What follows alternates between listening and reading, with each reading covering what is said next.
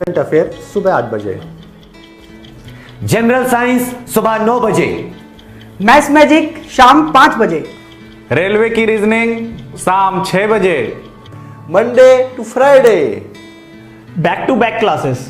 Live from studio. आज ही subscribe करें वाईफाई स्टडी चैनल को। हेलो फ्रेंड्स,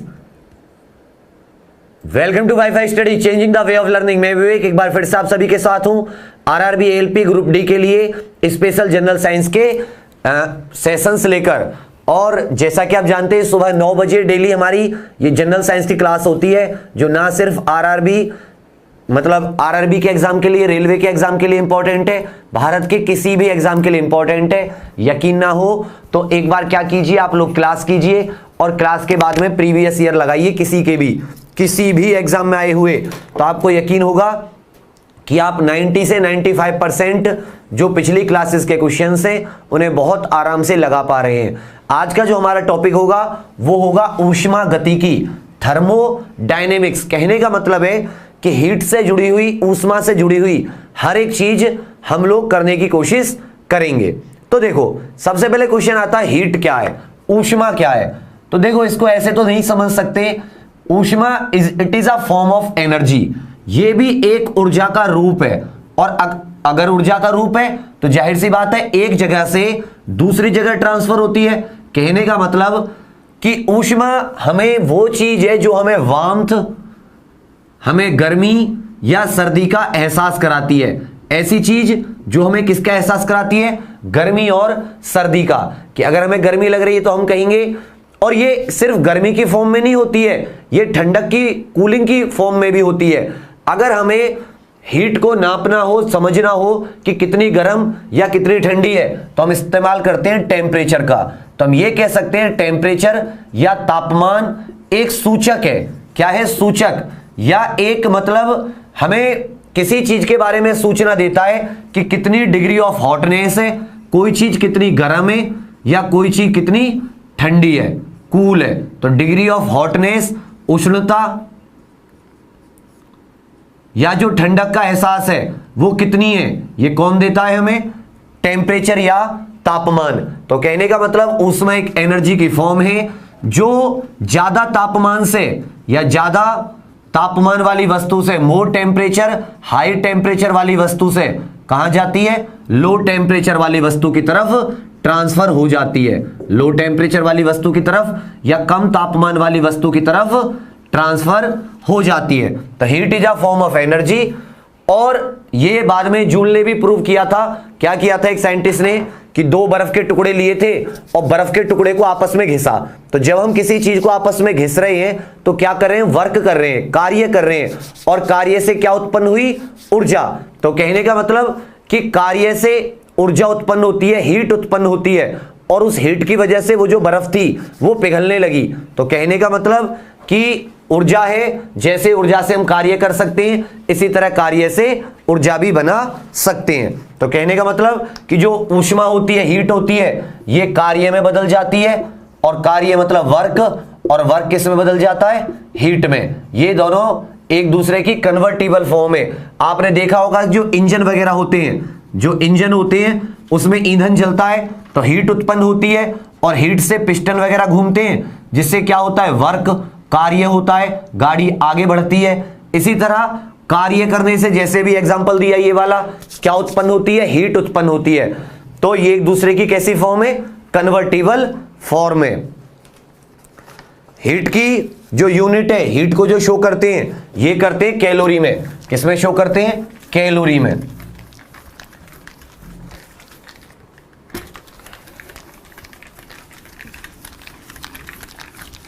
ऊष्मा की जो यूनिट है, हीट को जो हम शो करते हैं वो करते हैं कैलोरी में। जूल में भी कर सकते हो आप, कैलोरी। तो 1 कैलोरी वो हीट है, 1 कैलोरी वो ऊष्मा है जो 1 ग्राम वस्तु का, 1 ग्राम मास की चीज का तापमान 1 डिग्री सेल्सियस इंक्रीज कर दे। टेम्परेचर को कितना इंक्रीज कर दे? 1 डिग्री सेल्सियस। अगर 1 ग्राम ऑब्जेक्ट का टेम्परेचर 1 डिग्री सेल्सियस इंक्रीज हो जाता है तो हम कहेंगे उसको कितनी हीट दी गई है? 1 कैलोरी हीट दी गई है। 1 कैलोरी 4.186 जूल के इक्वल। 4.18 जूल के इक्वल होती है।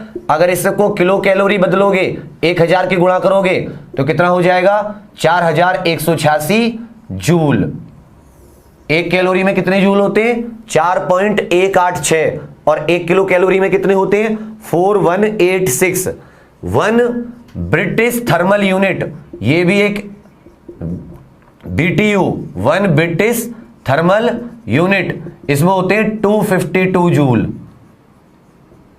ये भी एक हीट की ही यूनिट है, ब्रिटिश थर्मल यूनिट। इसमें क्या है? 1 ग्राम चीज का तापमान 1 डिग्री फ़ारेनहाइट तक गर्म करने के लिए, कि अगर किसी 1 ग्राम की चीज को 1 डिग्री फ़ारेनहाइट तक गर्म करोगे तो उसको कितनी हीट सप्लाई की?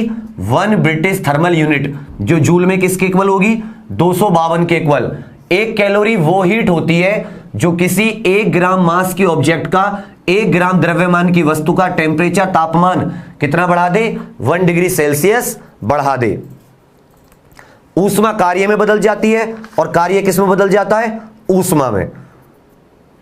और इसके लिए एक कांस्टेंट होता है कि कार्य जो है वो कितना ऊष्मा में बदलेगा, मतलब जो वर्क है, जो वर्क हम बाहर से किसी सिस्टम में लगा रहे हैं वो कितनी ऊष्मा में बदलेगा, इसको बोलते हैं, जूल ने दिया था ये, मैकेनिकल इक्विवेलेंट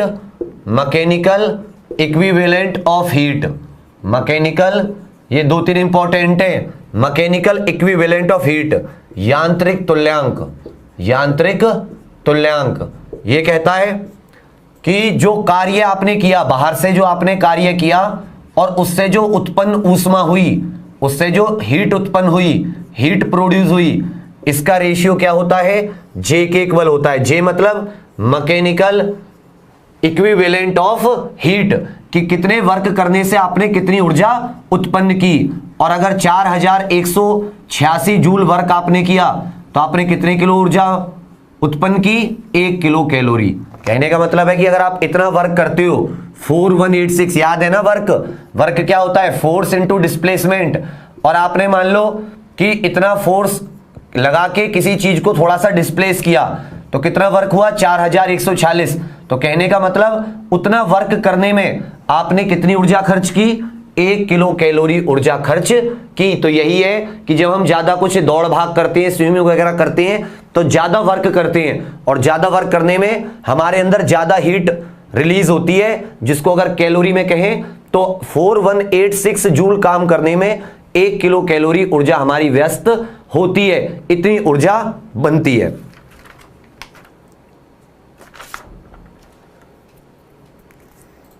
और यही कि भाई जूल जो जितने कार्य हम कर रहे हैं वो किस में कन्वर्ट हो जा रहा है? हीट में। ये एक तरीके से कंजर्वेशन ऑफ एनर्जी को भी प्रूव कर रहा है कि जो भी कार्य हम कर रहे हैं वो वेस्ट नहीं जा रहा, वो किसी ना किसी रूप में चेंज हो जा रहा है।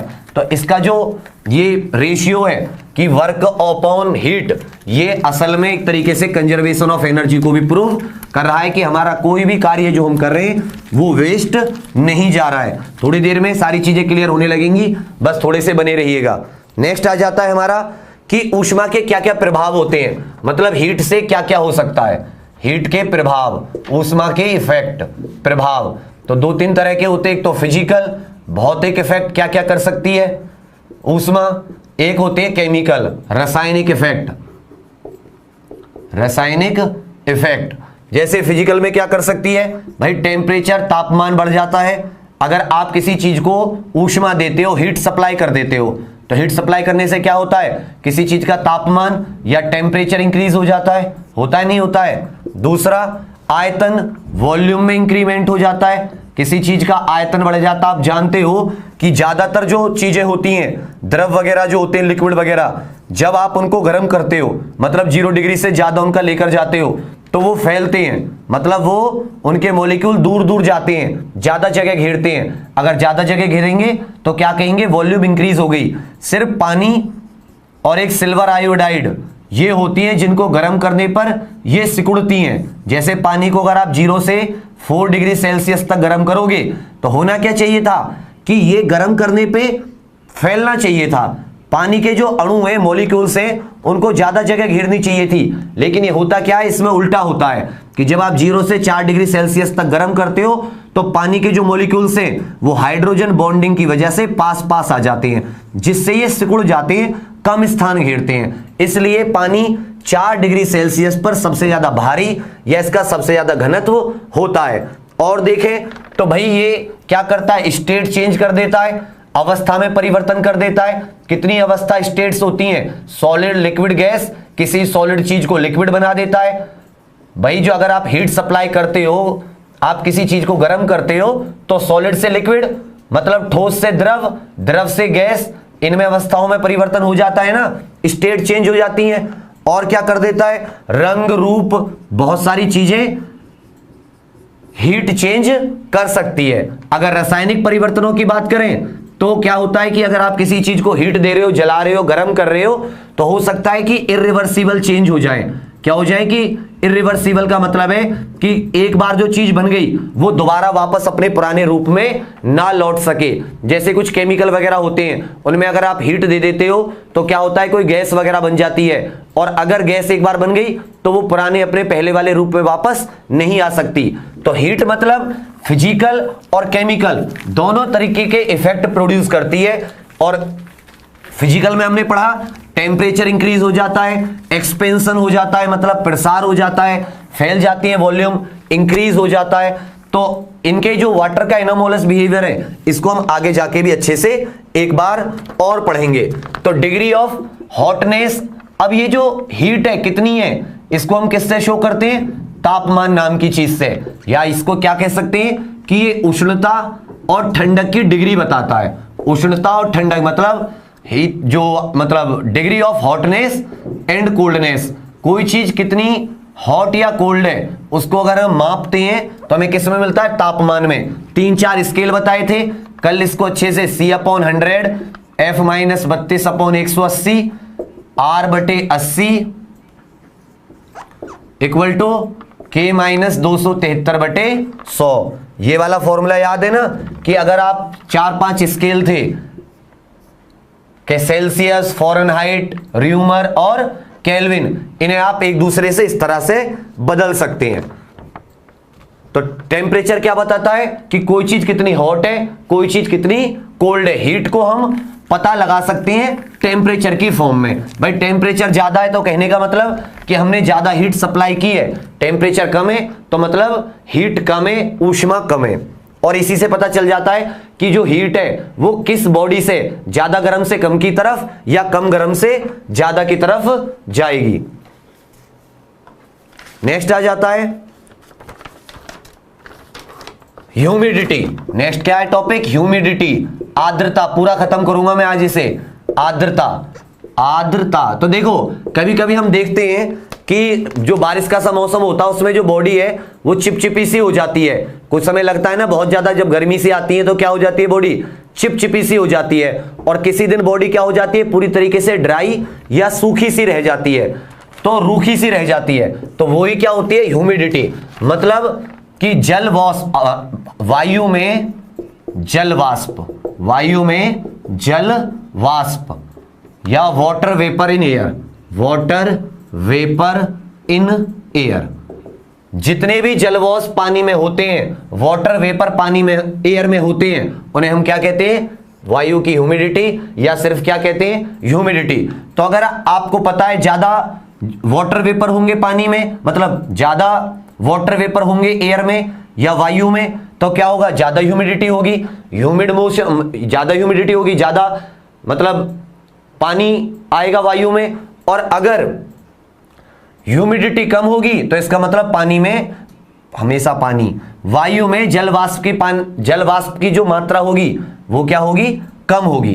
तो हाई ह्यूमिडिटी के केस में क्या होता है, ज्यादा वाटर वेपर होते हैं एयर में, और कम ह्यूमिडिटी के केस में क्या होता है कि कम वाटर वेपर होते हैं किसमें, एयर में। अब एक आती है सैचुरेटेड एयर, सैचुरेटेड एयर या संतृप्त, संतृप्त वायु। संतृप्त का मतलब है पूरी तरीके से सेटिस्फाई, मींस जल वाष्प को जल वाष्प को धारण करने की अंतिम अवस्था। मतलब कहने का क्या सीन है कि फाइनल, अब इससे ज्यादा इतना पानी आ गया है एयर के अंदर, इतना पानी आ गया इसके अंदर, इतने वाटर वेपर आ गए हैं कि अब ये इससे ज्यादा नहीं ले सकती। तो अगर इसकी कंप्लीट, भाई एयर क्या होती है, एयर के मॉलिक्यूल्स के बीच में क्या होता है, डिस्टेंस होता है। इसमें अगर वाटर मॉलिक्यूल आ जाएं और इतने ज्यादा आ जाएं कि अब इसमें डिस्टेंस बचे ही ना, ये एयर अब इस वाटर वेपर को मतलब अपने अंदर ना रख सके, तो उस एयर को हम क्या कहेंगे, सैचुरेटेड एयर, कि भाई अब इसके अंदर और वाटर वेपर नहीं आ सकते। तो यहीं से एक टर्म आ जाती है रिलेटिव ह्यूमिडिटी। रिलेटिव ह्यूमिडिटी, आपेक्षिक आर्द्रता। आपेक्षिक आर्द्रता, आपेक्षिक आर्द्रता क्या होती है कि मान लो आप एक खास टेम्परेचर की बात कर रहे हो, T डिग्री, या मान लो x degree Celsius. x degree Celsius एक तापमान है, उस तापमान पे वायु के अंदर, एयर के अंदर कितना वाटर वेपर है, के अंदर वाटर वेपर, और उसी x डिग्री सेल्सियस पर मैक्सिमम, अधिकतम कितना ले सकती है। तो ये जो सैचुरेटेड एयर वाला है ना, ये अधिकतम मात्रा है, maximum quantity of water vapour at a certain temperature, कि किसी खास तापमान पर वायु के अंदर कितना ज्यादा से ज्यादा अधिकतम वाटर वेपर हो सकते हैं। तो अगर अधिकतम मैक्सिमम है तो उसको हम क्या कहेंगे, सैचुरेटेड एयर, उससे ज्यादा नहीं आ सकते।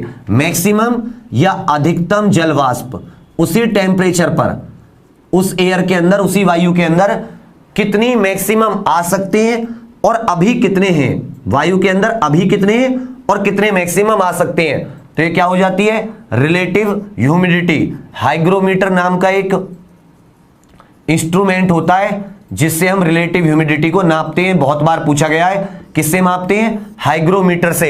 एक चीज और अच्छे से दिमाग में रख लीजिएगा, टेम्परेचर बढ़ने पर जो ये रिलेटिव ह्यूमिडिटी होती है ये भी बढ़ती है। मतलब जैसे जैसे आप टेम्परेचर बढ़ाते चलोगे वैसे वैसे जो इसके अंदर की कैपेसिटी होगी वाटर वेपर को रखने की, वो कैपेसिटी भी बढ़ती चलेगी। इसलिए जो रेनी सीजन होता है, रेनी सीजन में क्या होता है कि ह्यूमिडिटी ज्यादा होती है और मैक्सिमम तौर पे देखें तो टेम्परेचर भी ज्यादा होता है, जिससे टेम्परेचर ज्यादा होने से रेनी सीजन में और ह्यूमिडिटी, वाटर तो अवेलेबल होता ही है और ह्यूमिडिटी ज्यादा हो जाती है। ये आपको देखने के लिए तब मिलता है, मान लो दिन में बहुत ज्यादा धूप पड़ी, दिन में पड़ी बहुत ज्यादा धूप और क्या हो गई कि बारिश पड़ गई, और बारिश, धूप तो थी, बारिश पड़ गई, तो जो पानी है वो बहुत जल्दी एवोपरेट हो गया। और एवोपरेट ज्यादा क्यों हुआ, क्योंकि टेम्परेचर बढ़ने से जो एयर थी उसकी रिलेटिव ह्यूमिडिटी और ज्यादा, वाटर वेपर लेने की क्षमता बढ़ गई थी, जिससे एवोपरेशन ज्यादा हुआ, वाष्पीकरण ज्यादा हुआ। और इसकी वजह से, और इससे हमें चिपचिपा महसूस क्यों होता है, देखो हमारी बॉडी का भी अपने को कूल रखने का एक सिस्टम है। हमारी बॉडी भी शरीर को ठंडक रखती है। शरीर को ठंडक कैसे रखती है कि जो हमारा स्वेट होता है, हमारा जो पसीना होता है, वो वेपोराइज होने लगता है। क्या होने लगता है, वेपोराइज। और वेपोराइज कब होगा, वेपोराइज होके वाटर वेपर कहां जाएंगे, एयर में। अब मान लो एयर में पहले से ज्यादा वाटर वेपर है, पहले से ही बहुत ज्यादा वाटर वेपर है, तो हमारे शरीर के जो ये पानी होगा ये हवा में नहीं जा पाएगा और हमारे बॉडी के ऊपर ही क्या हो जाएगा, जम जाएगा, जिससे हमें क्या लगेगा, चिपचिपा। तो मोर ह्यूमिड एयर में हमें कैसा महसूस होता है, चिपचिपा। टेम्परेचर बढ़ने पे आपेक्षिक आर्द्रता बढ़ जाती है, क्योंकि जो मॉलिक्यूल्स हैं एयर के वो टेम्परेचर बढ़ने पे दूर दूर जाने लगते हैं। इसके ऊपर क्वेश्चन है आज बहुत मस्त मस्त, पढ़ोगे तो मतलब अच्छे लगेंगे आपको क्वेश्चंस और आप बना पाओगे। और इस चैप्टर के ऊपर सबसे ज्यादा मतलब अच्छे क्वेश्चंस बनते हैं, और मतलब 100 क्वेश्चन तो हम इसके ऊपर अच्छे से करेंगे रिवीजन में। सारे के सारे जितने भी क्वेश्चन आएंगे वो सारे हो जाएंगे। और ये जलवाष्प ही होते हैं, वाटर वेपर ही होते हैं। जो आपने देखा होगा ठंडा गिलास का पानी है, अगर ये ठंडा है तो इसके ऊपर इधर पानी की बूंद जम जाती है, तो पानी की बूंद क्या होता है कि हवा में जलवाष्प हमेशा होते हैं, वाटर वेपर हमेशा होते हैं। अब जैसे ये इस ठंडे गिलास के संपर्क में आते हैं तो इसकी ठंडक की वजह से ये भाप होती है, और भाप से क्या बन जाते हैं, द्रव बन जाते हैं, और पानी की बूंद के रूप में चारों तरफ चमक जाते हैं। तो ऐसा नहीं है कि बाहर से पानी लीक हो जाता है अंदर से, क्या होता है कि बाहर जो वाटर वेपर होते हैं वही ग्लास के संपर्क में आके पानी की बूंद के रूप में जम जाते हैं। क्लियर है? पानी की बूंद के रूप में जम जाते हैं। अब आ जाता है नेक्स्ट टॉपिक, थर्मल एक्सपेंशन। बहुत इंपॉर्टेंट है थर्मल एक्सपेंशन। कहने का मतलब है ऊष्मीय प्रसार। ऊष्मीय प्रसार सारे क्वेश्चनों में सारा क्लियर हो जाएगा, बने रहिएगा। देखो क्या होता है, तीनों में होता है, सॉलिड में भी होता है।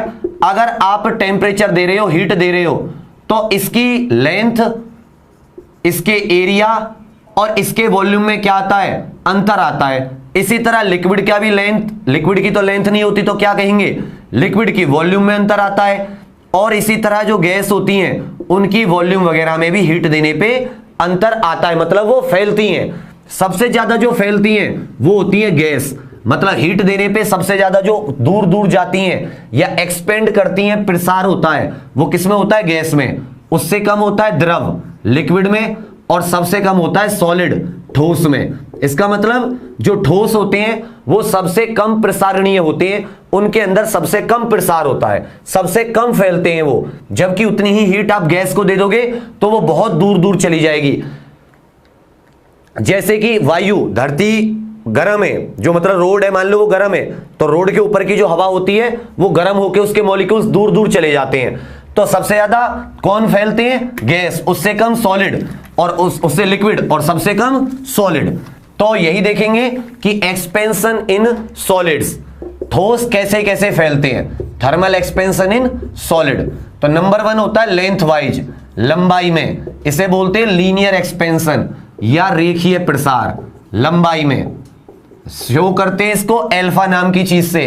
तो अल्फा होता है कि कितनी लंबाई बढ़ी डिवाइडेड बाय ओरिजिनल लंबाई कितनी थी, और चेंज इन टेम्परेचर। मान लो 10 डिग्री सेल्सियस से 30 डिग्री सेल्सियस तक आने में, तो चेंज इन टेम्परेचर कितना हो गया, 20।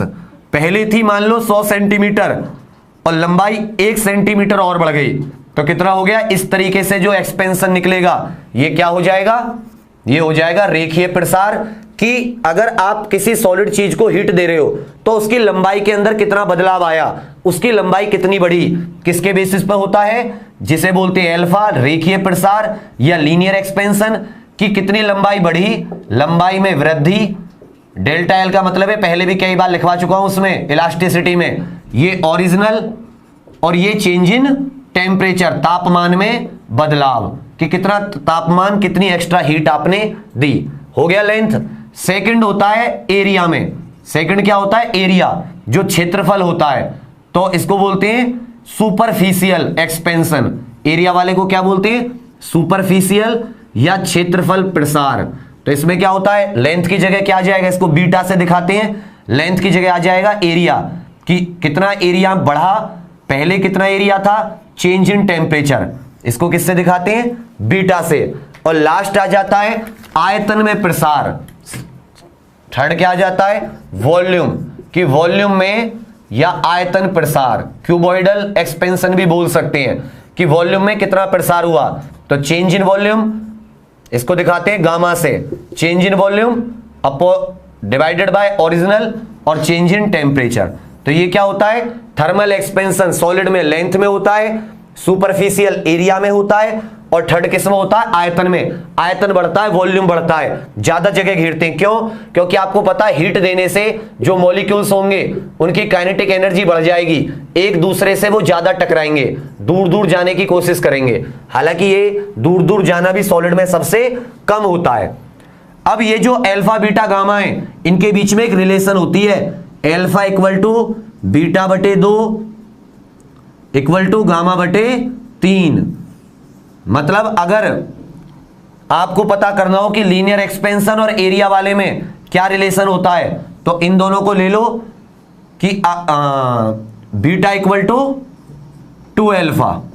मतलब जितना ये लीनियर होगा, लीनियर से डबल किस में वृद्धि होगी, एरिया में। मान लो अगर ये 1 सेंटीमीटर इसमें प्रसार हुआ, या मान लो 1 प्रसार हुआ, तो इसमें कितना होगा, डबल, और गामा में कितना हो जाएगा, अल्फा से ट्रिपल।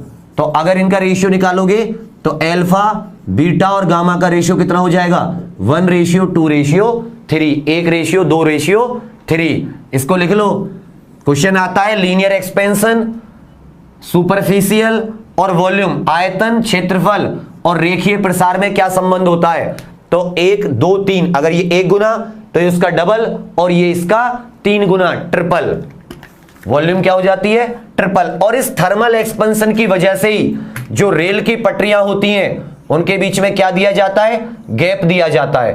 थर्मल एक्सपेंशन की वजह से, क्योंकि गर्मियों में क्या होता है, जैसे भी बताया कि इनके लीनियर एक्सपेंशन होता है, इसकी लेंथ बढ़ती है, तो ये क्या होती है, अगर मान लो ये इनमें गैप नहीं दिया होता, रेल की पटरियों में गैप नहीं दिया होता, इसको ऐसे छोड़ दिया होता, तो क्या होता है, ये फैलती और जैसे इन पे दाब पड़ता, ऊपर से ट्रेन चलती, तो ये टेढ़ी मेढ़ी हो जाती, फैलने के लिए जगह नहीं मिलती। समझना मेरी बात को। जैसे हमारी किसी ने कहा होता है ना, नाक की हड्डी बढ़ जाती है, तो नाक की हड्डी बढ़ेगी, उसे फैलने के लिए जगह नहीं मिलेगी, तो वो साइड वाइड में से फैल जाएगी, किस तरफ भी फैल सकती है। तो अगर गैप नहीं होता, ये फैलती, तो हो सकता है ऐसे फैल जाती, ऐसे फैल जाती। अब टेढ़ी हो गई पटरी, तो टेढ़ी होने से रेल के एक्सीडेंट ज्यादा होते, तो क्या करा, इसके बीच में गैप दे दिया। अब गैप देने से क्या हुआ, अगर ये फैलेगा तो भी क्या होगा कि इसको आगे की तरफ फैल जाएगा, ये टेढ़ा नहीं होगा, और रेल की पटरी क्या रहेंगी, बिल्कुल। विंटर में कॉन्ट्रैक्शन, समर में एक्सपेंशन। समर में चीजें फैल जाती हैं और विंटर में चीजें कॉन्ट्रैक्ट हो जाती हैं। थर्मल एक्सपेंशन, प्रसार बोलते हैं इसको। क्लियर है। इसीलिए रेल की पटरियों के बीच में क्या दिया जाता है, गैप दिया जाता है, देन आ जाता है।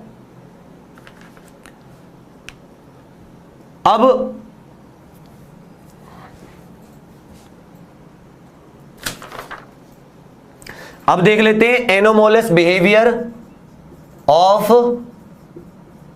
Water. Anomalous behaviour of water, पानी का, जल का असामान्य प्रसार, जल का असामान्य प्रसार। देखो, इसकी वजह से धरती पे जो जीवन है, जो मतलब समुद्र के नीचे का जीवन है, या जैसे आर्कटिक सर्कल है, उत्तरी ध्रुव में, नॉर्थ पोल में जो आर्कटिक सर्कल है, वहां पे बर्फ वगैरह जमी रहती है, लेकिन ऊपर बर्फ रहती है और नीचे मछली, फिश वगैरह आराम से जिंदा रहती हैं और इकोसिस्टम थ्राइव करता है। तो वो किसके बेसिस पे है, वो पानी के असामान्य प्रसार की वजह से। ये क्या होता है, असामान्य expansion, anomalous expansion of water या बिहेवियर ऑफ वाटर।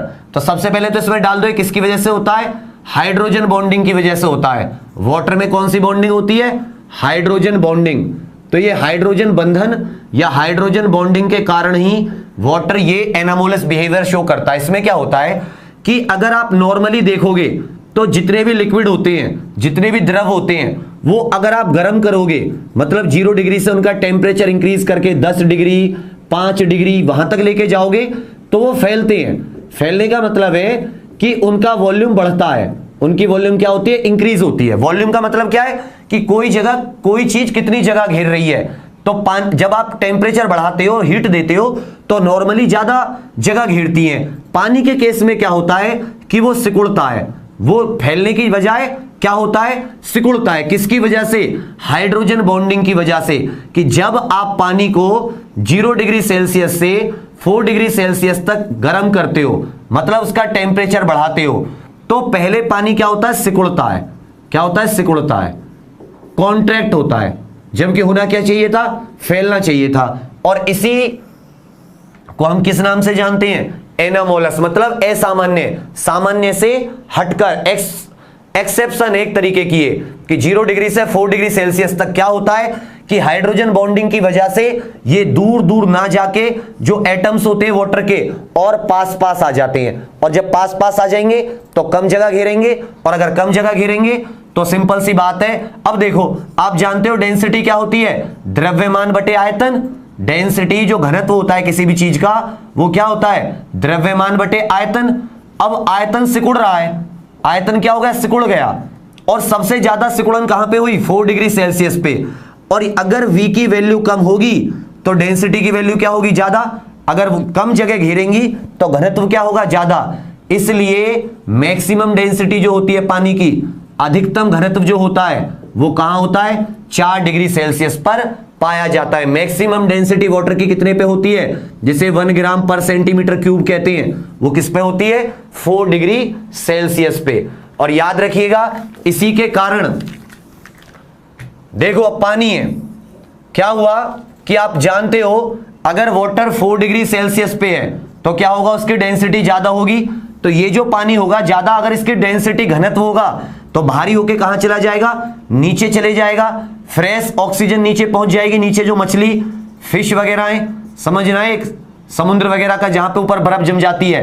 अब टेम्परेचर कम होना शुरू हुआ 0 डिग्री सेल्सियस पर, तो क्या होगा, ये फैलेगी। भाई मैंने क्या कहा, इसके बीच में सिकुड़ता है, बाकी फैलता है। और अगर वो फैलेगा तो फैल के भाई 0 डिग्री सेल्सियस पे पहुंच गए, यहां पे क्या जम जाएगी, आइस, और ये फैल गया, ये क्या हो गया, इसकी डेंसिटी हो गई कम, इसका घनत्व क्या हो गया, कम। और कम घनत्व होने की वजह से आइस कहां आ गई, ऊपर, आइस कहां आ गई, ऊपर। और ये जो बर्फ और नीचे का पानी भाई 4 डिग्री सेल्सियस पे था, जब नीचे गया था तो इसका टेम्परेचर भी कितना रहा, 4 डिग्री सेल्सियस। तो याद रखिएगा कि अगर किसी समुद्र वगैरह में जहां ऊपर बर्फ जमी हुई है, जो नीचे का तल होता है, बॉटम होता है, इसका टेम्परेचर लगभग 4 डिग्री सेल्सियस होता है। ऊपर का 0 डिग्री सेल्सियस, और बर्फ जो जमती है ना वो ऊपर से नीचे की तरफ जमती है, इसलिए नीचे मछली वगैरह आराम से 4 डिग्री तापमान में जिंदा रहती हैं, खाना पीना खाती हैं, पार्टी करती हैं।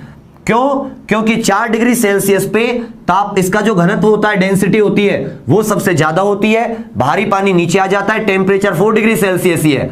ऊपर बर्फ जम जाती है टेम्परेचर कम होने की वजह से, और आइस एक तो हल्की होती है, ऊपर रह गई, दूसरी तरफ एक इंसुलेटर होती है।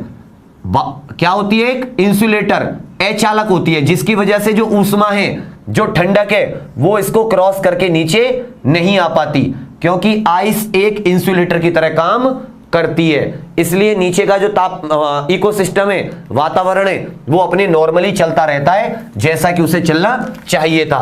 तो कई बार क्वेश्चन पूछ लिया जाता है। अब आप समझा दीजिएगा कि हाइड्रोजन बॉन्डिंग में 0 से 4 डिग्री सेल्सियस तक जो हाइड्रोजन बॉन्ड है वो एक दूसरे के पास आते हैं, जिससे उसकी डेंसिटी बहुत कम हो जाती है। यहां तक तो कोई दिक्कत नहीं होगी।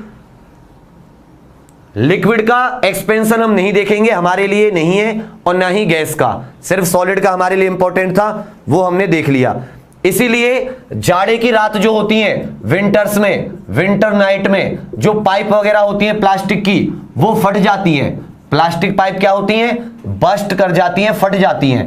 क्यों फट जाती हैं प्लास्टिक पाइप, क्योंकि रात में, विंटर्स की रात है, आप जानते हो कि जो मैक्सिमम डेंसिटी होती है वो 0 से 4 डिग्री सेल्सियस तक होती है। इसके बीच में तो सिकुड़ता है और बाकी पानी क्या होता है, फैलता है।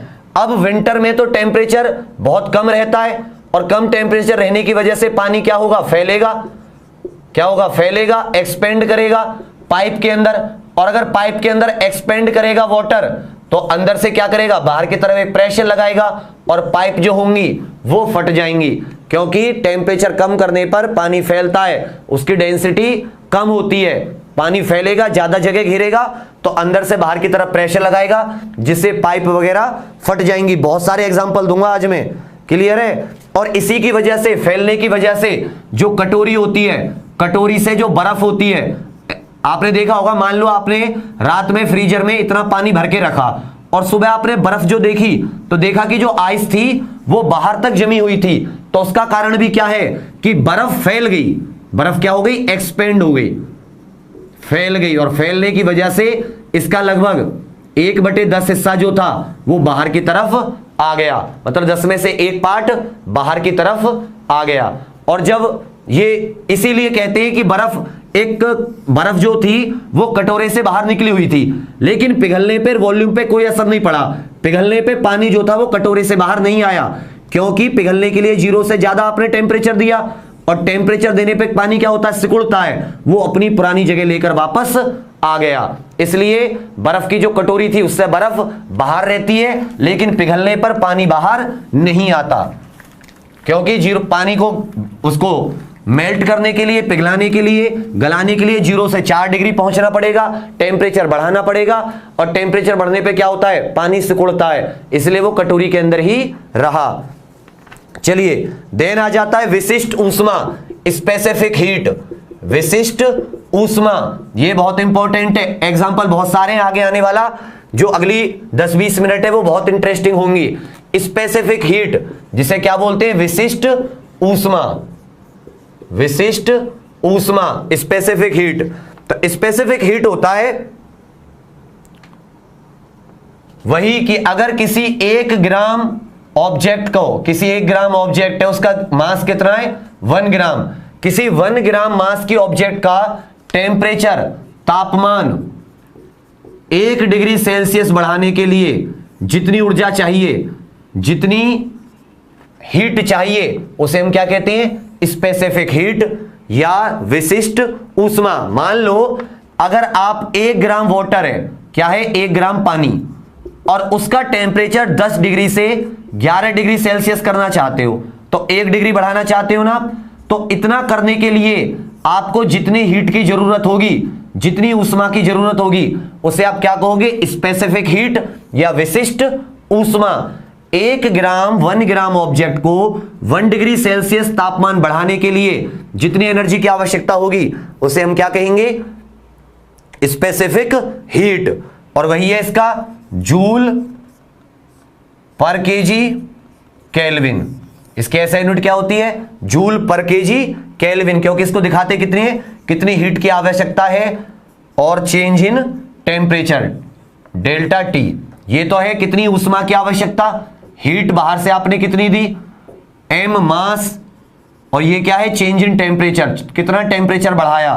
तो अगर इसको आप वो करोगे कि 1 जूल 1 ग्राम और कितना टेम्परेचर 1 डिग्री सेल्सियस, तो जूल पर केजी केल्विन भी हो सकता है टेम्परेचर अगर आप केल्विन में ले रहे हो, या जूल पर केजी सेल्सियस भी हो सकता है। तो इसके ऐसा यूनिट क्या होती है कि कितनी हीट आपने दी पर ग्राम, कितना टेम्परेचर बढ़ाने के लिए।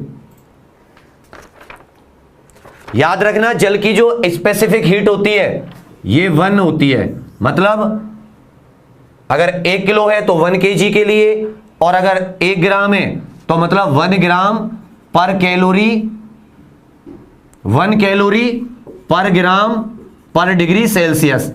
इतनी कहने का मतलब कि अगर आप जल की जो विशिष्ट ऊष्मा होती है वो बाकी सबसे बहुत ज्यादा होती है, जल को 1 डिग्री टेम्परेचर तक गर्म करने के लिए आपको बहुत ज्यादा हीट देनी पड़ती है। इसको एग्जांपल से समझोगे, एग्जांपल ले लेता हूं तुरंत समझ में आ जाएगा।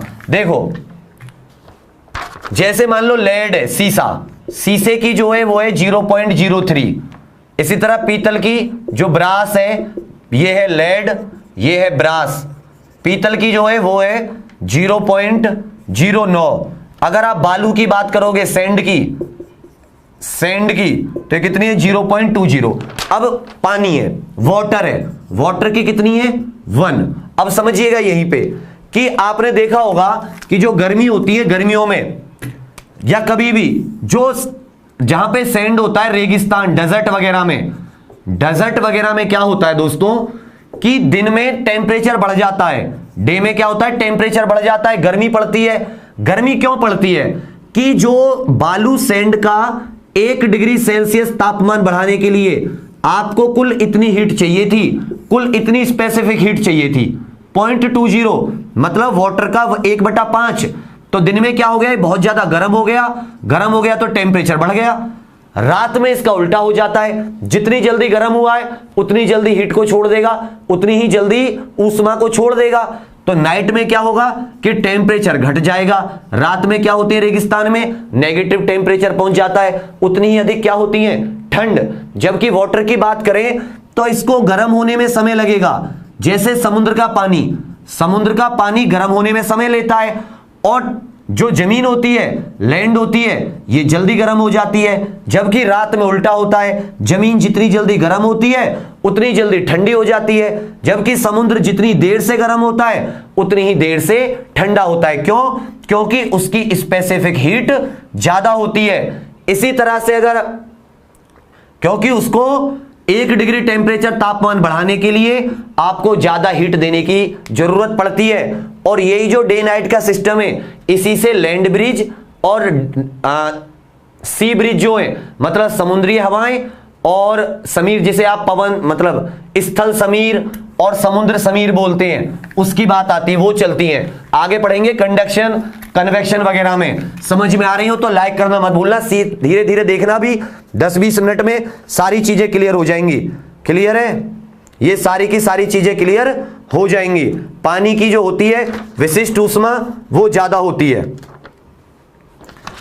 देखो एक इंस्ट्रूमेंट होता है कैलोरीमीटर, कैलोरीमीटर। तो ये जो कैलोरीमीटर होता है ये काम करता है, ये स्पेसिफिक हीट मापता है। क्या करता है? स्पेसिफिक हीट को मेजर करता है। टू मेजर स्पेसिफिक हीट या विशिष्ट ऊष्मा को मापता है, विशिष्ट ऊष्मा को।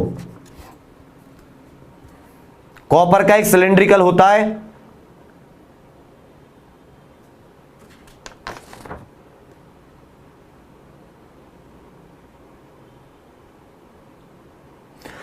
किसको नापता है? विशिष्ट ऊष्मा को। और इसका प्रिंसिपल पूछा जाता है, ये किस प्रिंसिपल पे बेस होता है? तो कहने का मतलब है कि जो हीट होती है वो हाई टेम्परेचर से लो टेम्परेचर की तरफ जाती है।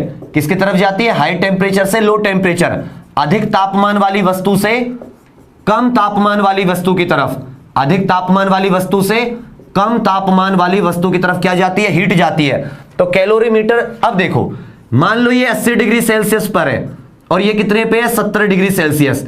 हीट कब तक जाएगी? जब तक ये दोनों 70 डिग्री पे नहीं आ जाते। मतलब इसकी जो 10 एक्स्ट्रा है या क्या है, ये इसकी तरफ नहीं चली जाती, या ये दोनों बराबर इक्विलिब्रियम पे नहीं आ जाते। मतलब जितना ये लॉस करेगा, जितना ये लॉस करेगा, छोड़ेगा, उतनी ही ये क्या करेगा? दूसरी बॉडी गेन करेगी।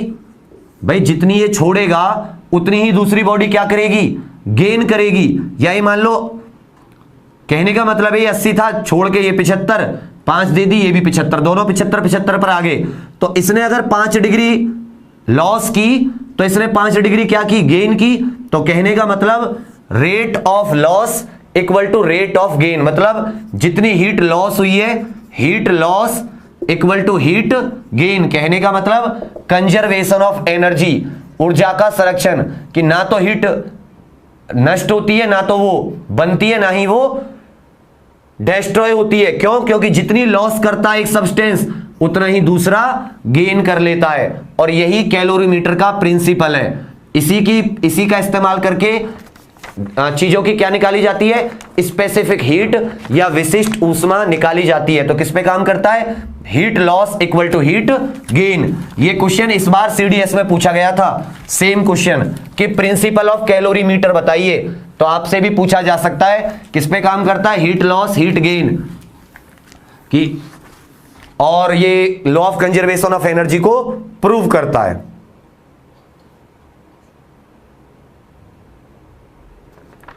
नेक्स्ट आ जाता है ऊष्मा का संचरण। अब आएगा मजा, ऊष्मा का संचरण। बस थोड़ी देर की बात और है, ये कॉन्सेप्ट हो जाए फिर question. Transmission of heat, transmission of heat दोबारा देखना पड़ेगा एक बार। मतलब क्वेश्चन में बहुत सारी चीजें क्लियर होंगी, और एक बार अगर तुमने कॉन्सेप्ट दोबारा देख लिए फिर इस चैप्टर में कभी मार नहीं खाओगे।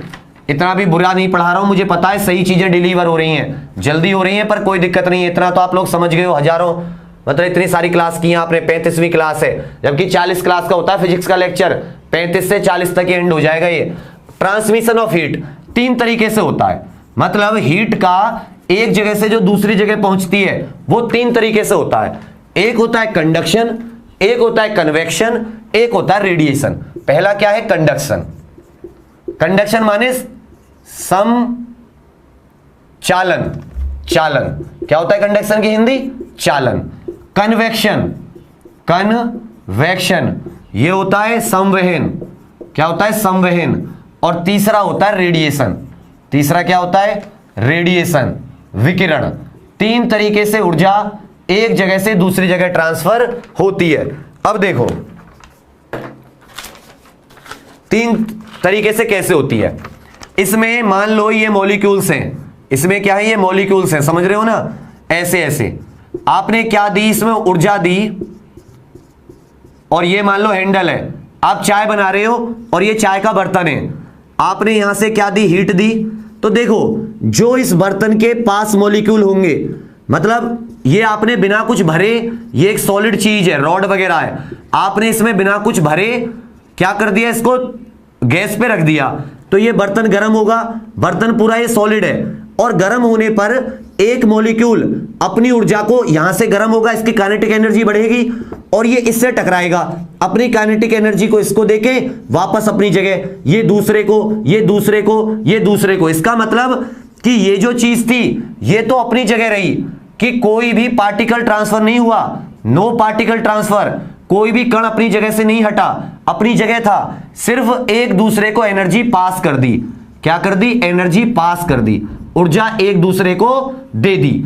और अगर एनर्जी पास कर दी, ऊर्जा एक दूसरे को दे दी, तो इसका मतलब इस तरीके से क्या हुआ? चालन हुआ। और यहीं से आप क्या कहते हो? जो आसानी से दे देते हैं, गुड कंडक्टर, जैसे सिल्वर, कॉपर, जिनके बर्तन बनते हैं, ये आसानी से हीट कंडक्ट करते हैं। एक होते हैं बैड कंडक्टर, जो आसानी से नहीं करते, जैसे वूल,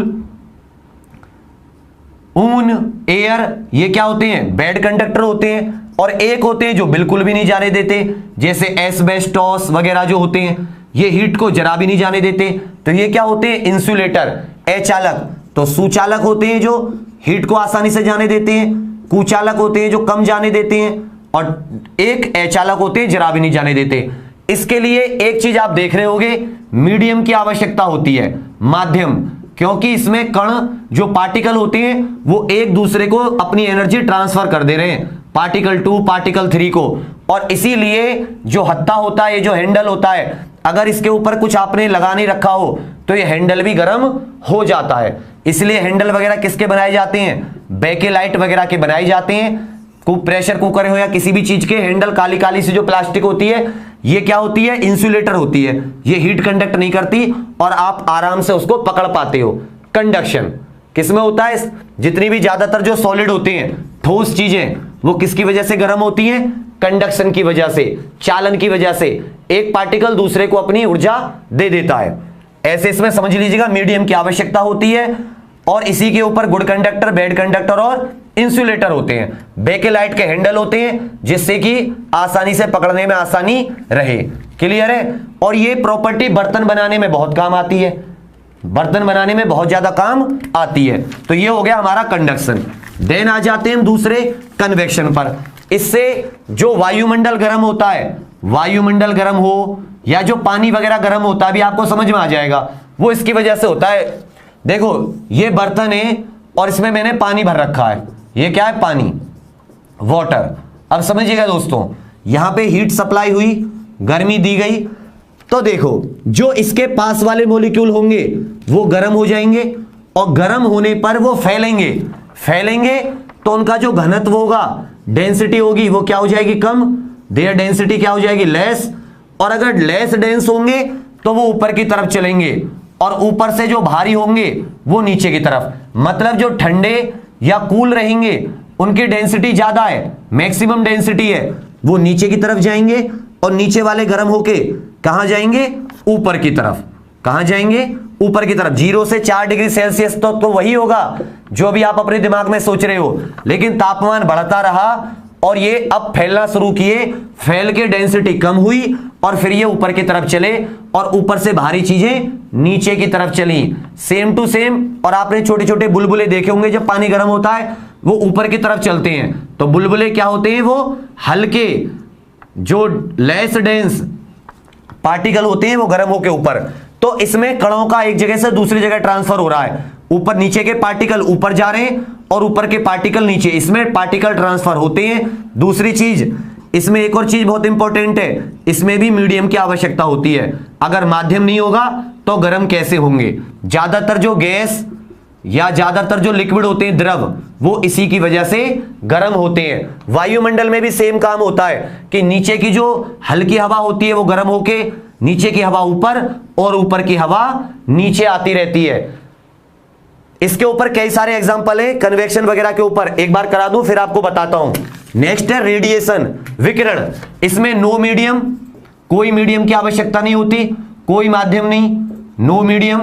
सेकंड चीज कि इलेक्ट्रोमैग्नेटिक वेव, विद्युत चुंबकीय तरंगों के रूप में, विद्युत चुंबकीय तरंगों के रूप में ऊष्मा आती है।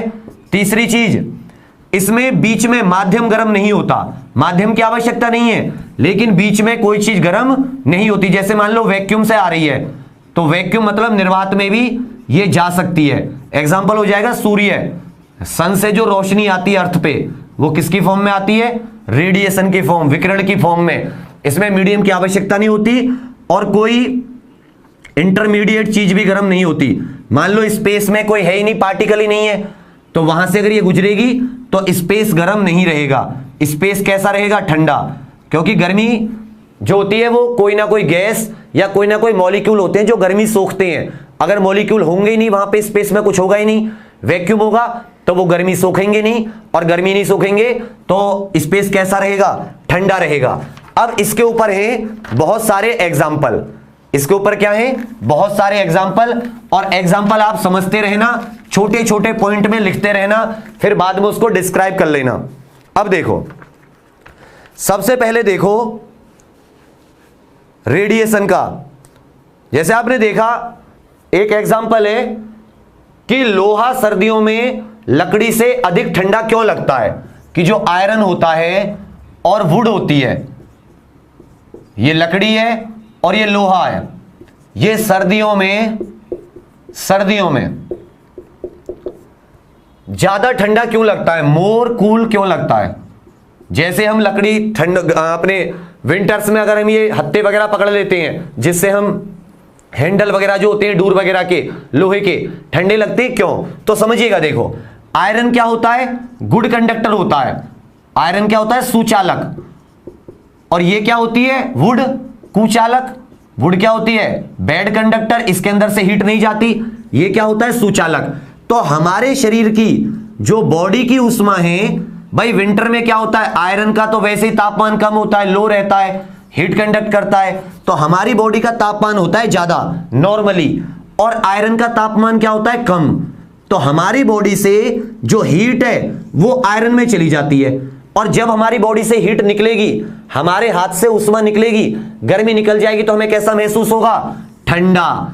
इसलिए क्योंकि आयरन गुड कंडक्टर है, हमारे हाथ की उष्मा को अपने अंदर ले लेता है, जिसकी वजह से आयरन हमें ठंडों में ज्यादा ठंडा लगता है लकड़ी की तुलना में। हम लोहे की चेयर पे बैठते हैं तो हमें ठंड ज्यादा लगती है, जबकि अगर हम लकड़ी की चेयर पे बैठते हैं तो हमें इतनी ठंड नहीं लगती, क्योंकि लकड़ी कुचालक है, हमारे शरीर की उष्मा लकड़ी में नहीं गई, कोई हीट नहीं गई, जिसकी वजह से हमें ठंडक महसूस नहीं हुई।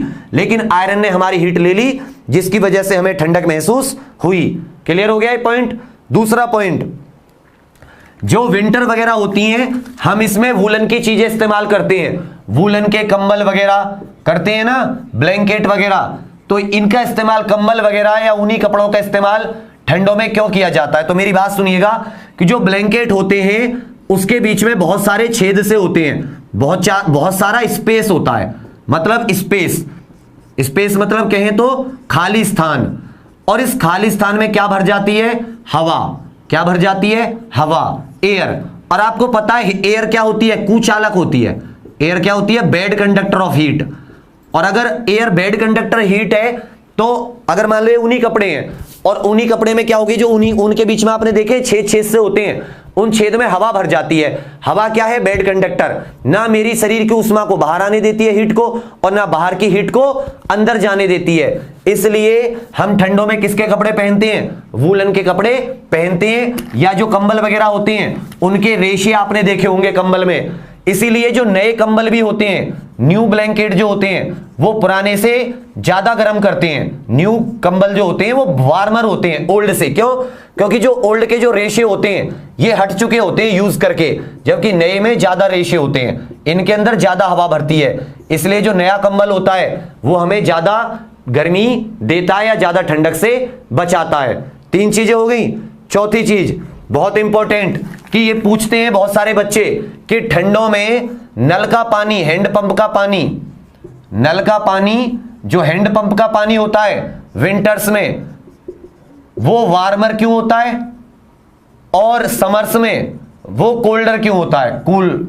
समझ रहे हो ना मेरी बात? जो हैंडपंप का पानी होता है नलके का गांव वाला, वो विंटर में गर्म होता है, और गांव में तो हम लोग ऐसे नहा लेते हैं, मतलब नल से पानी निकाल के, जबकि समर्स में क्या होता है, उल्टा काम होता है, समर्स में कोल्डर होता है। क्यों, समझो। देखो पानी कहां है, नीचे, इसका टेम्परेचर आप जानते हो ज्यादा है, ज्यादा मतलब नीचे डेंस होकर चला गया है। और अगर ये ऊपर गया, जब ये पानी निकल के कहां गया, बाहर नलके से, तो यहां का विंटर्स में टेम्परेचर कैसा था, विंटर्स में टेम्परेचर कैसा था, कम। और यहां टेम्परेचर ज्यादा है और यहां टेम्परेचर कम है, तो जाहिर सी बात है आपको कैसा लगेगा, वो गर्म लगेगा। भाई नीचे टेम्परेचर में ज्यादा बदलाव नहीं आता, क्योंकि ये जो अर्थ है ये क्या है, कुचालक है। अर्थ जो है, धरती जो बीच में आ जाती है, ये एक बेड कंडक्टर है, ज्यादा हीट कंडक्ट नहीं करती, जिसकी वजह से नलके के नीचे का जो पानी है इसका टेम्परेचर ज्यादा रहता है और ऊपर ठंड होने की वजह से टेम्परेचर कम हो जाता है, तापमान कम हो जाता है। अब ज्यादा से चीजें, अगर हमें कम तापमान में हमारे ऊपर थोड़े टेम्परेचर का ज्यादा पानी आएगा तो हमें कैसा लगेगा भैया, हमें वार्मर लगेगा, हमें गर्म लगेगा। जबकि इसमें क्या होता है, समर्स में उल्टा हो जाता है। समर्स में क्या हो जाता है, उल्टा। नॉर्मली देखें तो भाई बाहर का जो टेम्परेचर होता है वो नॉर्मल से ज्यादा होता है, जबकि अंदर का कम था, मतलब अंदर का था पहले ज्यादा विंटर्स में, लेकिन समर्स के मुताबिक तो ज्यादा नहीं था। मान लो अगर इसका टेम्परेचर 10 डिग्री सेल्सियस भी था और यहां का 30 डिग्री सेल्सियस है, और 30 में अगर आपको 10 डिग्री सेल्सियस का पानी दिया जाए तो क्या लगेगा, वो ठंडा ही लगेगा। दिक्कत क्या है इसमें, क्योंकि इसके केस में भी हीट कुचालक है, बाहर की गर्मी को अंदर नहीं जाने देती। तो नलके का पानी हमें कैसा लगता है, ठंडों में गर्म और गर्मियों में ठंडा। और है इसके एग्जाम्पल, एस्कीमो, जो एस्कीमो होते हैं, 11-12 एग्जाम्पल दूंगा। एस्कीमो ये बर्फ की दोहरी दीवारों के घर बनाते हैं, बर्फ की दोहरी दीवार, इस तरह से इनके घरों की दीवार दोहरी होती है।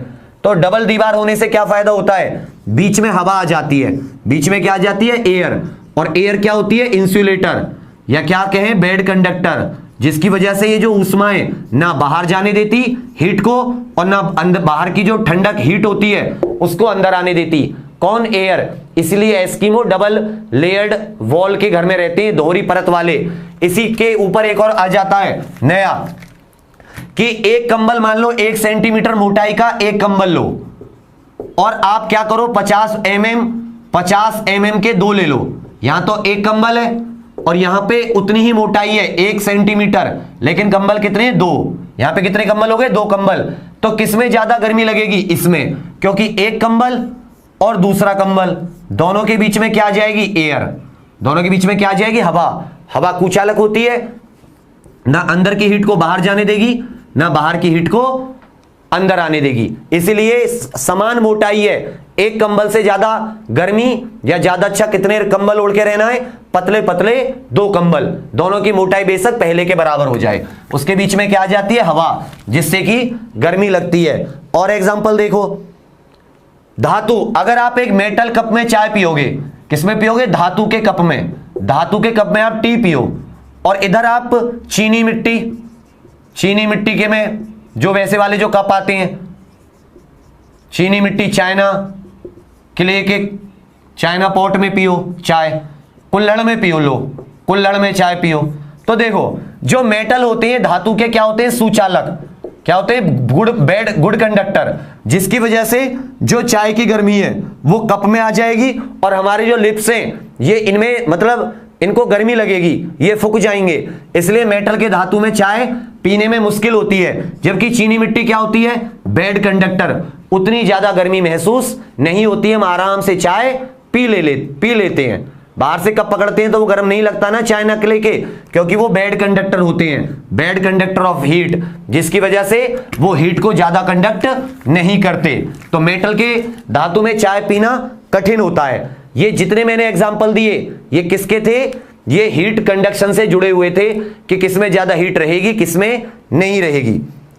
अब देखते हैं और कन्वेक्शन वाले देखते हैं। सी ब्रीज, आप लोगों को कहीं जाना तो नहीं है, कहीं आप लोगों ने मीटिंग कर रखी हो, बता देना, मैं छोड़ दूंगा। मुझे क्या है कि 2-3 वो और हैं, ये अच्छे से हो जाए तो आज ये खत्म हो जाए, वरना ये कल भी चलेगा, और कल चलेगा तो मुश्किल होगी।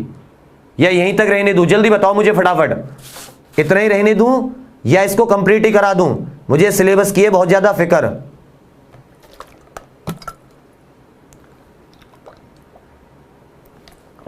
हमारे डेली लाइफ से जुड़ा हुआ सबसे ज्यादा यही चैप्टर जुड़ा हुआ है। कब हमें प्यास लगती है, कब हमें ठंड लगती है। बस आप लाइक कर देना। देखो यार, डिसलाइक कर देते हो, लाइक नहीं करते हो।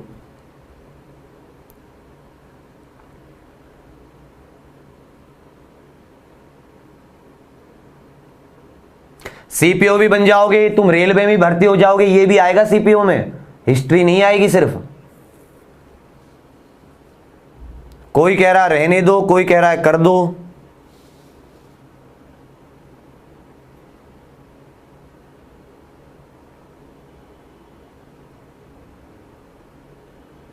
कुछ समझ में नहीं आ रहा। सर क्वेश्चन लगा दीजिए, छोड़िए,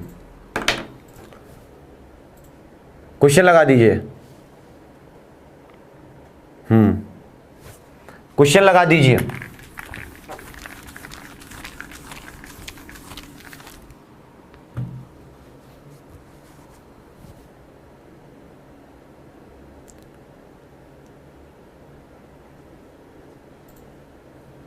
क्वेश्चन नंबर 1 बताना आंसर को, बहुत इंपॉर्टेंट है। Clothes get dry earlier in winter in comparison to rainy season. शीत ऋतु में कपड़े वर्षा ऋतु से अधिक जल्दी सूखते हैं। शीत ऋतु में कपड़े वर्षा ऋतु से अधिक जल्दी सूखते हैं। देखो, विंटर में रेनी सीजन से अधिक जल्दी सूखते हैं। क्यों? रेनी सीजन में रिलेटिव ह्यूमिडिटी घटती है, रेनी सीजन में रिलेटिव ह्यूमिडिटी बढ़ती है। स्टेटमेंट गलत है, एक भी नहीं। क्या कह रखा है? वर्षा ऋतु में आपेक्षिक आर्द्रता घट जाती है तो वाष्पीकरण दर भी घट जाती है।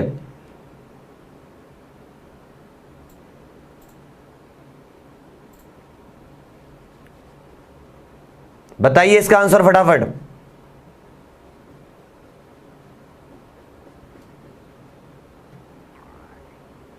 बिल्कुल सही। देखो क्या होता है, जाहिर सी बात है रेनी सीजन में टेम्परेचर ज्यादा है। टेम्परेचर क्या है? ज्यादा। जबकि विंटर में टेम्परेचर कम है, फिर भी कपड़े जल्दी विंटर में सूखते हैं, ठंडों में सूखते हैं। कारण क्या है? टेम्परेचर की वजह से, बढ़ने की वजह से बारिश में एक तो पानी अवेलेबल होता है, और पानी अवेलेबल होने से रिलेटिव ह्यूमिडिटी बढ़ जाती है। मतलब हवा में ज्यादा पानी रहता है, हवा में ज्यादा पानी रहता है। और पानी कब सूखेगा? जब कपड़े में से पानी निकल के, क्लोथ में से पानी निकल के किस में चला जाए? हवा में। हवा की कैपेसिटी यहां पे ज्यादा हो गई। हवा के अंदर पहले ही ज्यादा वाटर वेपर है, हवा के अंदर पहले ही वापस बहुत ज्यादा जलवाष्प है। उसने कही मैं और जलवाष्प नहीं ले रही, इसने और जलवाष्प नहीं लिया, तो जाहिर सी बात है कपड़े देर से सूखेंगे, क्योंकि कपड़े के अंदर से पानी गया ही नहीं हवा में। क्यों नहीं गया? क्योंकि हवा के पास पहले ही ज्यादा था। लेकिन यहां पे विंटर्स में तो हवा के अंदर इतना पानी नहीं था, कपड़े से पानी निकल गया, तो विंटर में टेम्परेचर कम होते हुए, ठंड होते हुए भी कपड़े जल्दी सूख गए वर्षा ऋतु के मुकाबले। क्यों? क्योंकि बाबू, सॉरी, कल किसी ने कहा था बाबू मत कहना, सॉरी। देखो दोस्तों, यहां पे ज्यादा टेम्परेचर होने की वजह से एयर के अंदर वाटर इतना, जैसे मान लो ना मेरा पेट भर गया, मैं अब ज्यादा खाना नहीं खा पाऊंगा, सेम टू सेम एयर का पेट भर गया, उसने कही मैं अब और पानी नहीं लूंगी, और जब तक पानी नहीं लेगी जब तक कपड़े नहीं सूखेंगे। तो इसका आंसर क्या हो जाएगा? बी वाला। एक बार क्वेश्चन वापस देख लेना, हो जाएगा। Question number C, question number C, sorry इसका बी हो जाएगा। Question number second, question number second. चलो कोई बात नहीं, थोड़ा सा कल कर लेंगे इसका, ऐसी दिक्कत नहीं है, भी क्वेश्चन कर लेते हैं जितने हैं, जिसको रुकना है रुकेंगे, कोई दिक्कत नहीं है। क्वेश्चन नंबर सेकंड बहुत अच्छा क्वेश्चन है।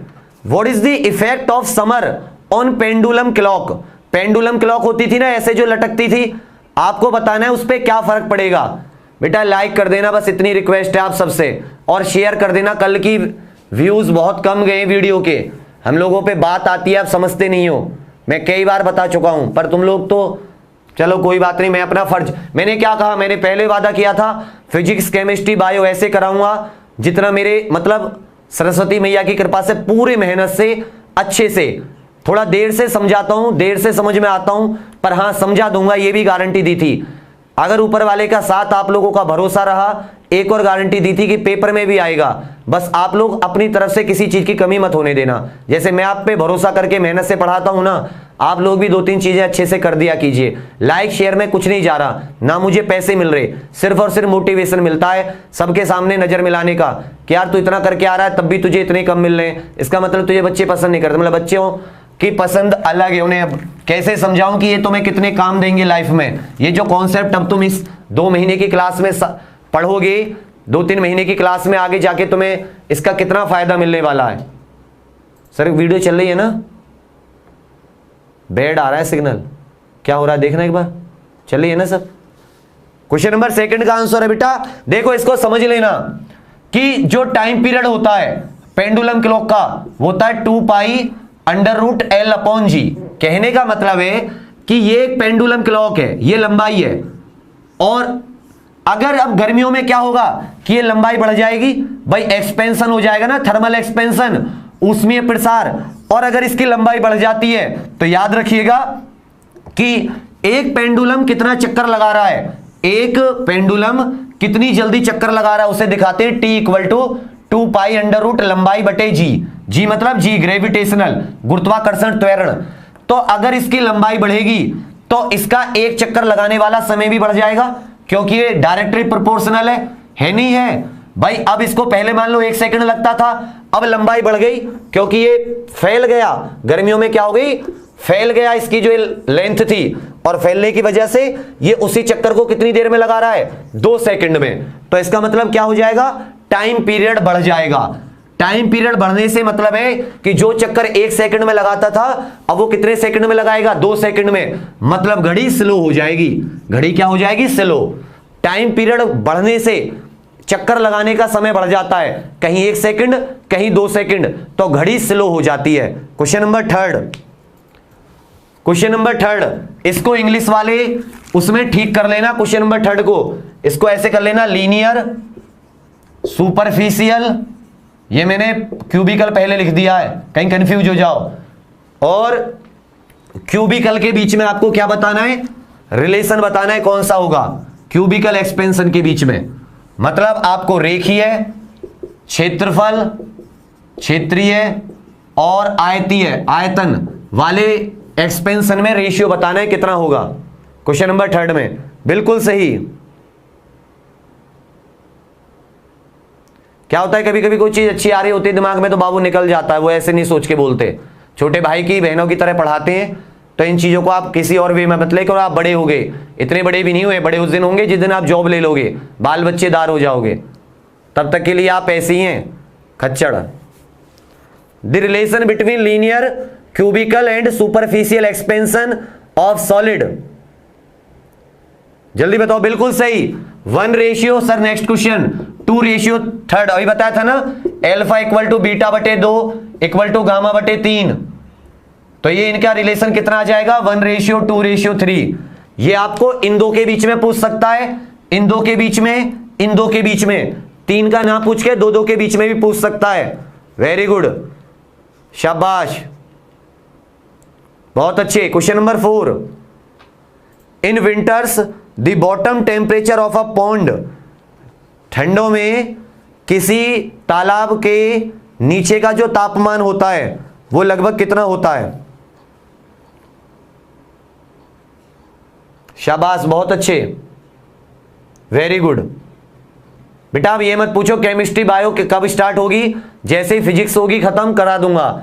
फिजिक्स के भी 3-4 लेक्चर और लूंगा, क्योंकि मुझे सोचा था 3-3, 4-4 घंटे पढ़ाने से कंप्लीट हो जाएगी इसी हफ्ते में, पर 40 तक हो जाएगी। आज 35वीं क्लास है ना, 40th क्लास तक। फिर सोच रहा हूं 2-3 दिन फिजिक्स के धांसू क्वेश्चन करें ज्यादा।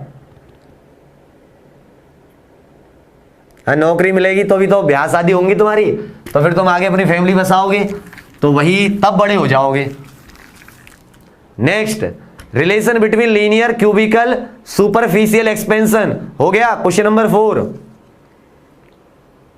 बिल्कुल सही। इन विंटर कितना होता है, विंटर्स में आपको बताया था कि नीचे का, ऊपर तो मान लो कम हुआ है तापमान, लेकिन नीचे 0 से 4 डिग्री सेल्सियस, 4 डिग्री सेल्सियस पे अधिकतम घनत्व, पानी नीचे आ जाता है भारी होकर, तो कितना होता है A। 4 degree Celsius. Question number 5, question number 5, बहुत अच्छे।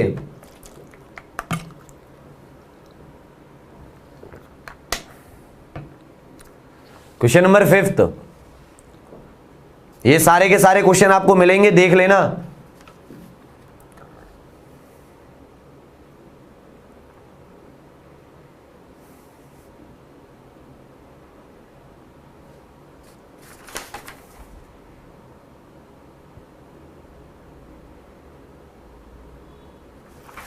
बिल्कुल सही। कितना होता है मैक्सिमम घनत्व, किस पे होता है उसका मैक्सिमम डेंसिटी? 4 डिग्री सेल्सियस पे। कितने पे होती है? 4 डिग्री सेल्सियस पे, क्योंकि आपको पता है 0 से 4 के बीच में पानी सिकुड़ता है और सिकुड़ के इतना कम हो जाता है कि उसकी वॉल्यूम बहुत कम, और वॉल्यूम कम तो डेंसिटी सबसे ज्यादा, तो 4 degree Celsius, D. Question number 6, the heat lost by the substance at higher temperature is equal to the heat gained by the substance at lower temperature। उच्च तापमान वाली वस्तु द्वारा छोड़ी गई ऊर्जा या हीट ऊष्मा निम्न वस्तु द्वारा ग्रहण की गई ऊष्मा या ऊर्जा के बराबर है। यह कथन किसके निर्माण में काम आता है?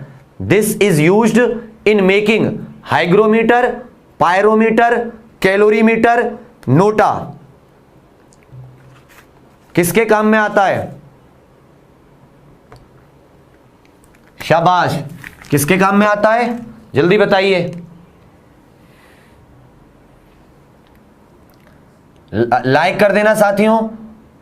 क्वेश्चन नंबर 6, ये आता है कैलोरीमीटर के काम में। याद है ना कैलोरीमीटर का प्रिंसिपल क्या कहता था? कैलोरी माने हीट, हीट गेन बराबर हीट लॉस्ट। जितना एक लॉस्ट करेगा उतना ही दूसरा क्या करेगा? गेन करेगा। Calorimeter. Question number 7, question number 7 बिल्कुल सही, कैलोरीमीटर के काम में आता है ये, मतलब C, option number C, heat lost, heat gain, calorimeter. Question number 7, in desert days are very hot and nights are very cold. रेगिस्तान में दिन गर्म व रात अधिक ठंडी क्यों होती हैं? सर ये कौन सा लगा दिया? 7th की पूछी थी। हाँ 7th, good. In deserts days are hot and nights are very cold. Sir आप बहुत सपोर्टिव हैं, थैंक यू वेरी मच, और धन्यवाद आपका बहुत ज्यादा। Question number 7, in desert days are very hot and nights are very cold because of. रेगिस्तान में दिन गर्म व रात अधिक ठंडी क्यों होती हैं? रेत की लो स्पेसिफिक हीट के कारण, हाई स्पेसिफिक हीट के कारण रेत चमकीला होता है।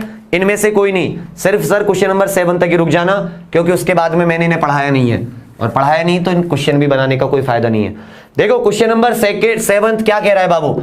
आपको बताया था जो डेजर्ट होते हैं, रेगिस्तान होता है, उसमें बालू होती है, सैंड होता है, और सैंड की स्पेसिफिक हीट क्या होती है? 0.20।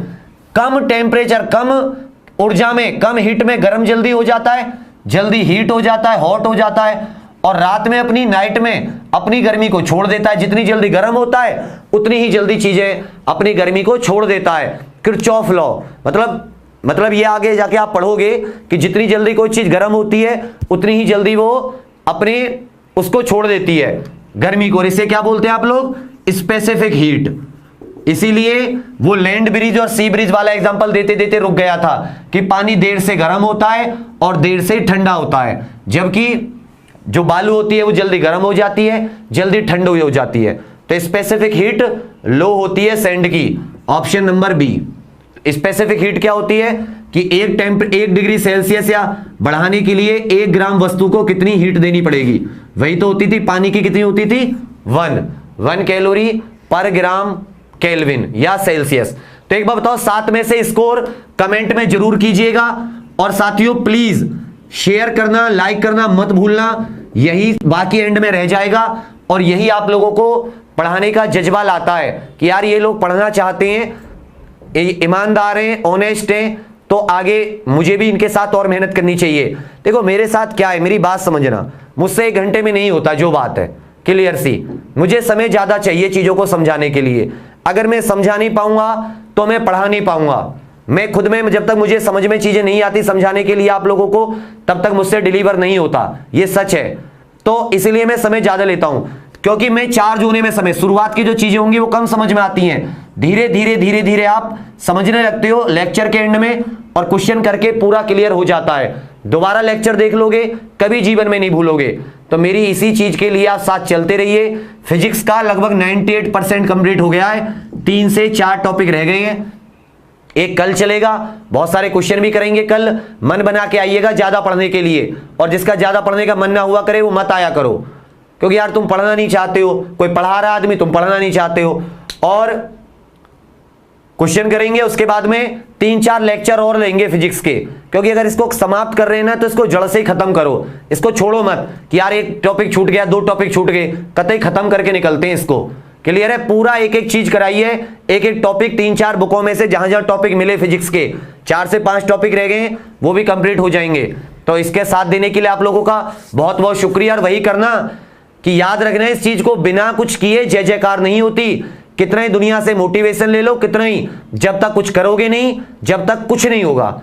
जिस दिन ठान लोगे बदलने की, उस दिन की हाँ आज करना है, ज्यादा करना है। याद रखिएगा 1 महीने के अंदर सिलेबस कंप्लीट कर सकते हो किसी भी सब्जेक्ट का, कि अच्छे से। साइंस अभी आपके हाथ में। जो लोग नए जुड़ रहे हैं वो पुरानी वीडियोस को कंप्लीट करो, ज्यादा से ज्यादा एमसीक्यू की प्रैक्टिस करो। और हाँ, एक चीज और आप लोगों को मुझे ईमानदारी से बतानी है, प्लीज बताना इस चीज को, कि क्या अगर आप लोग अभी एमसीक्यू की प्रैक्टिस कर रहे हो तो देखो, किरण, ल्यूसेंट, अरिहंत, यूनिक, इन सब की एमसीक्यू मार्केट में भरी पड़ी हैं, विद्या की भी आती हैं, क्वेश्चंस की। ये इनसे लो बुक्स को, इनमें 30-30, 40-40 रुपए में आती हैं। मैं भी एक बुक देख रहा था, वो अभी तो है नहीं, वो 30 रुपए की बुक थी शायद, 2000 क्वेश्चन है उसमें साइंस के। आप मुझे अभी कमेंट करके बताना लाइव के बाद में कि आप कितना % एमसीक्यू बना पा रहे हो क्लास के अलावा। अगर आप प्रीवियस ईयर कर रहे हो फिजिक्स के तो कितने % आप में चेंज आया है, सच दिल से बताना।